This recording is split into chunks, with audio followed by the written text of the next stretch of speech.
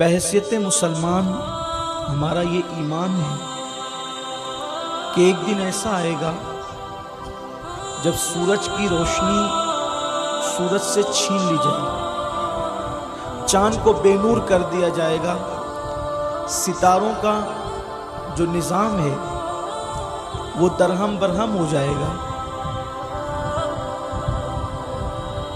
کوئی کسی سے محبت کرنے والا نہیں رہے گا، کوئی کسی سے دشمنی کرنے والا نہیں رہے گا، کوئی مالدار نہیں رہے گا، کوئی غریب بھی نہیں رہے گا، نہ کسی کے پاس مال ہوگا، نہ کسی کے پاس دولت ہوگی، نہ کوئی بندہ اس دن کنگال کہلائے گا بظاہر دولت کے حوالے سے۔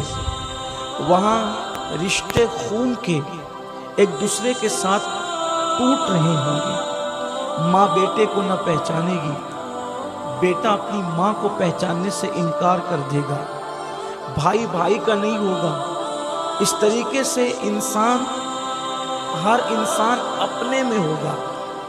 انسان تو انسان ہے، فرشتوں کی زبان پر بھی اس وقت نفسی نفسی کی صدائیں ہوگی، فرشتے بھی اس وقت اللہ کی ہیبت سے کانپتے ہوں گے۔ اس وقت اللہ تبارک و تعالیٰ ارشاد فرماتا ہے کہ جس وقت یہ کیفیت ہوگی تو اللہ تبارک و تعالیٰ کی جو زمین ہے، زمین کے اوپر انسان نے جو اعمال کیا ہے، یومئذ تحدث اخبارہا، کہ زمین اس کی خبر دے گی کہ انسان نے رات کی تاریکی میں زمین کے اوپر سجدہ کیا تھا یا زمین کے اوپر گناہ کیا تھا، زمین کے اوپر اس نے اللہ کی عبادت کی تھی یا اللہ تبارک و تعالیٰ کی نافرمانی کی تھی، زمین کے اوپر اس نے اللہ تبارک و تعالیٰ کی خشیت سے آنسو بہائے تھے یا بے باکی کر کے اللہ کو ناراض کیا تھا، اللہ کو غضبناک کیا تھا۔ اس وقت زمین خبر دے گی، انسان زمین کی اس خبر کو دیکھ کر کے کہے گا اس زمین کو کیا ہو گیا ہے، یہ انسان کے اعمال کے حوالے سے خبر دے رہی ہے۔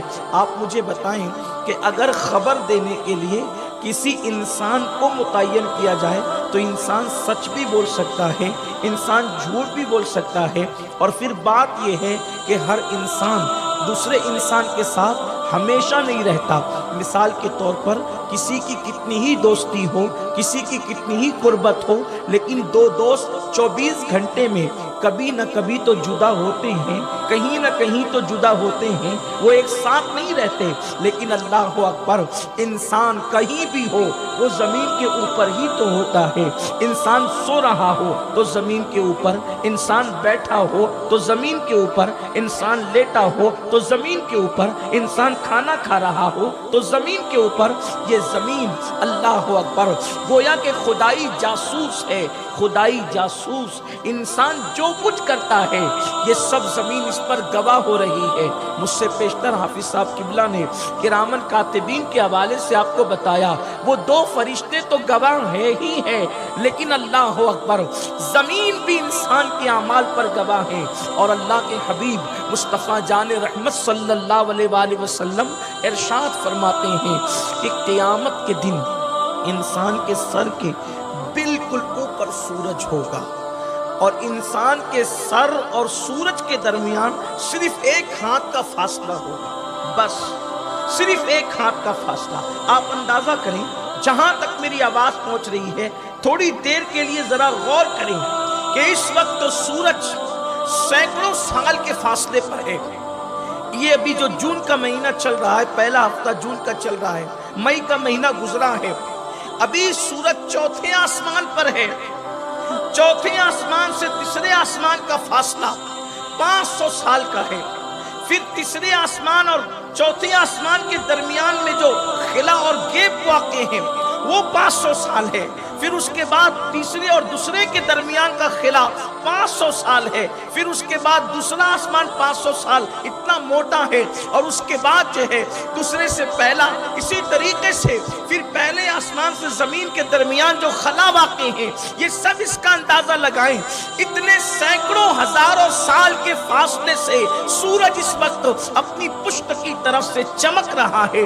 تو سورج کی تپش اور حرارت کا یہ عالم ہے، اس دن جب آسمانوں پر سورج نہیں ہوگا، اس دن جب آسمانوں کے فاصلے نہیں ہوں گے، اس دن جب سینکڑوں ہزاروں سال کے فاصلے نہیں ہوں گے، انسان کے سر اور سورج کے درمیان صرف ایک ہاتھ کا فاصلہ ہوگا، اور وہ بھی سورج آج اپنی پیٹھ کی طرف سے چمکتا ہے، اس دن سورج اپنے چہرے کی طرف سے چمکے گا۔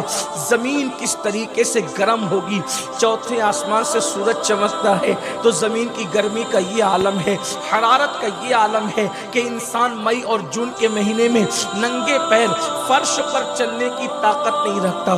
مسلمانوں ذرا سوچو، میرے آقا صلی اللہ علیہ وسلم کے غلاموں ذرا سوچو، خواتین اسلام اگر یہاں پر موجود ہے وہ بھی ذرا سوچے، غور کرے کہ اپنے آنگن کا فرش جو ہم نے بچھایا ہے، جو ہم نے اس کو تیار کیا ہے، اللہ اکبر، سورج کی تپش نے اس کو دوپہر کی گرمی میں اتنا حرارتی کر دیا ہے، اتنا گرم کر دیا ہے، اس طرح سے جو ہے اس کے اندر تپش پیدا کر دی ہے کہ ہم اپنے آنگن میں جو ہے کھلے آسمان کے نیچے پیر نہیں رکھ سکتے ہیں، فرش اتنا گرم ہو جاتا ہے۔ سوچو اس دن زمین کتنی گرم ہوگی جب انسان اور سورج کے درمیان صرف ایک ہاتھ کا فاصلہ ہوگا۔ پھر اس وقت کیا ہوگا، اس وقت کا اندازہ یا اس کی پوری تصویر کشی کرنا یا اس کی عکاسی کرنا یا اس کی پوری داستان کو بیان کرنا اس مختصر سی محفل میں ممکن نہیں ہے۔ میں اپنے مطلب کی بات پر آتا ہوں، دل کے کانوں سے سننا، یاد رکھنا، یہ کوئی کہانی نہیں ہے کہ اس کو آپ نظر انداز کر سکیں، یہ کوئی قصہ نہیں ہے کہ یہ کسی قصہ گو کی اللہ اکبر انسان کی ذہانت ہو، لیکن اللہ یہ اس غیب دا نبی نے بیان فرمایا ہے کہ اللہ اکبر جو زمین پر بیٹھ کر لوح محفوظ پر نگاہ رکھتے تھے، جن کو اللہ نے عالم ما کان و ما یکون بنایا تھا، اللہ رب العزت نے ان کو گزرے ہوئے اور آئندہ حالات کے پر جو ہے وہ اطلاع عطا فرمائی تھی۔ اللہ اکبر، میرے اور آپ کے آقا مصطفیٰ جان رحمت صلی اللہ علیہ وآلہ وسلم نے ہم کو آنے والے حالات پہلے سے اس لیے بتا دیے تاکہ ہم وہ کام نہ کریں، ان گناہوں سے اپنے آپ کو بچائیں، تباہی اور بربادی سے اپنے آپ کو بچائیں۔ ذرا سوچو، غور کرو، آج اللہ اکبر اگر لائٹ چلی جا رہی ہے، پاور بند ہو جا رہی ہے تو اپنے گھر میں بیٹھنا مشکل ہوتا ہے، اس وقت جب سورج سر پر ہوگا انسان کی کیفیت کیا ہوگی؟ اللہ اکبر، انسان کا پورا بدن پسینے میں شرابور ہوگا۔ اللہ کے حبیب مصطفیٰ کریم رؤوف الرحیم صلی اللہ علیہ وآلہ وسلم فرماتے ہیں اس وقت زمین انسان کے پیروں کو پکڑ لے گی، اس وقت زمین انسان کے پیروں کو پکڑ لے گی اور انسان سے سوالات کیے جائیں گے۔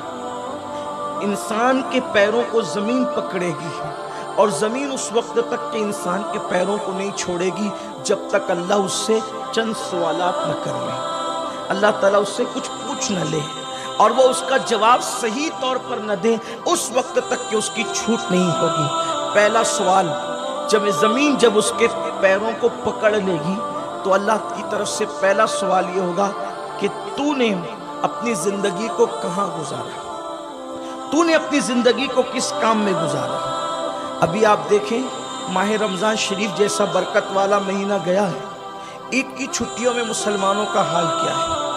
اس وقت پوری دنیا کے مفکرین، خطبہ، مقررین، علماء، دانشور سب چیخ رہے ہیں بے چینی اور بے قراری سے کہ قوم پر ظلم کتنا ہو رہا ہے، قوم غربت کی چکی میں پس رہی ہے، قوم کٹ رہی ہے، قوم تباہ ہو رہی ہے، قوم برباد ہو رہی ہے، یہ سب باتیں ہو رہی ہے اور حق ہے۔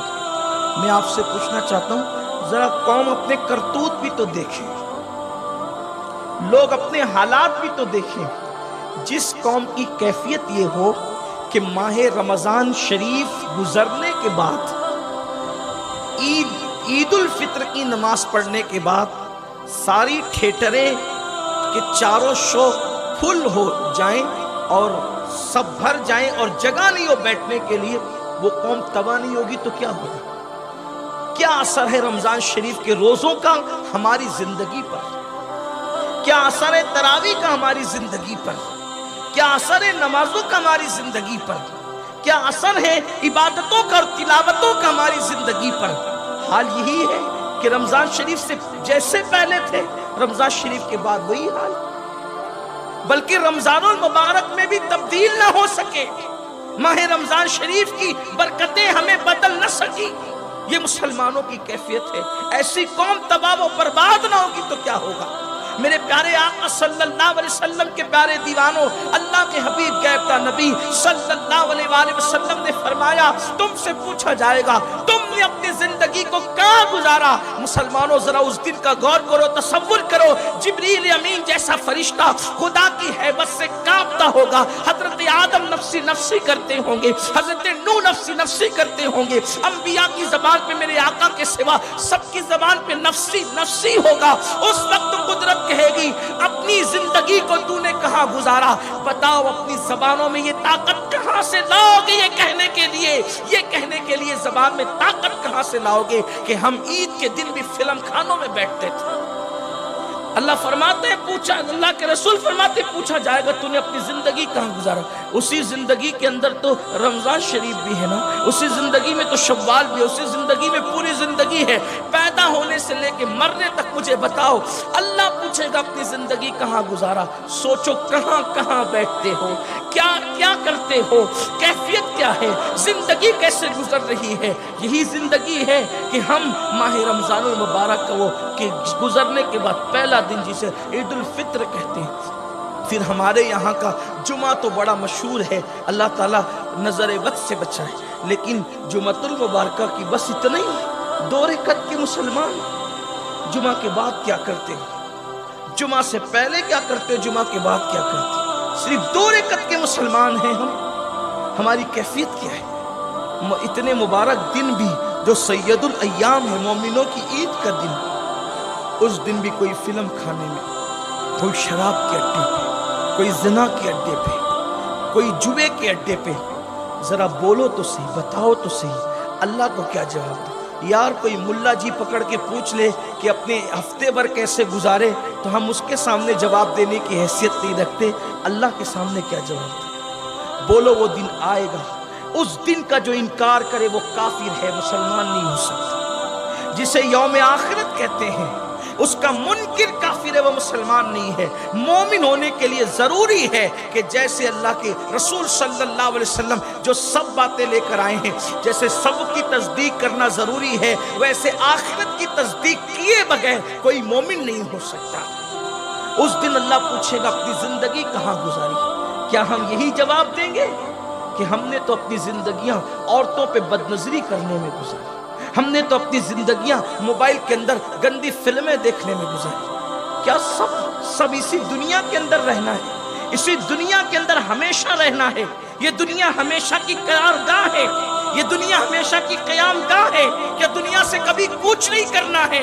वो दर्जनों जनाजे जो तुमने अपने कंधों पे उठा करके कब्रिस्तान पहुंचाए हैं, क्या कभी तसव्वुर नहीं करते कि जिस तरीके से हम किसी को अपने कंधों पे सवार करके कब्रिस्तान ले जा रहे हैं, एक दिन जल्द आने वाला है कि लोग हमें भी इसी तरह जनाजे में सवार करके कब्रिस्तान ले जाएंगे। एक दिन वो जरूर आएगा। अल्लाह अकबर। अपनी आंखों का गलत इस्तेमाल करने वाले, मिसयूज करने वाले, शराब के अड्डों को, जिना के अड्डों को, जुए के अड्डों को आबाद करने वाले, अपने पेट में हराम लुकमा डालने वाले, जबानों से गीबत चुगलियां गाने गाने वाले, वो क्या नहीं सोचते कि अल्लाह तबारक व तआला ने मौत की तलवार को अपने सरों पे लटका रखी है। एक दिन वो जरूर आएगा जिस दिन जिस्म का रिश्ता रूह से टूट जाएगा। उस दिन न कोई दोस्त काम आएगा,